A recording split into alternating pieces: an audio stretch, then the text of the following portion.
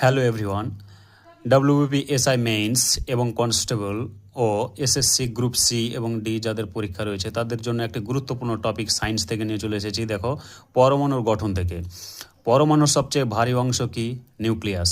আবার পরমাণুর সবচেয়ে ভারী কণাটির নাম কি? নিউট্রন। কনফিউশনে পড়বে না।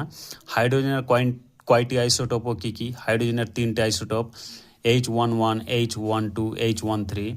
ভারী জলে হাইড্রোজেনের কোন আইসোটোপ থাকে? Deuterium, H12। হাইড্রোজেনের কোন আইসোটোপে কোনো নিউট্রন থাকে না? খুব গুরুত্বপূর্ণ প্রশ্ন।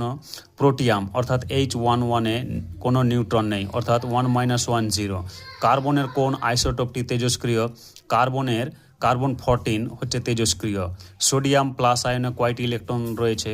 একটি ইলেকট্রন ছেড়ে দিয়ে সে 10টি ইলেকট্রন অর্জন করেছে, অর্থাৎ সোডিয়াম প্লাস আয়নে 10টি ইলেকট্রন রয়েছে। পরমাণুবাদের জনককে? জন ডাল্টন, আমরা প্রত্যেকেই জানি।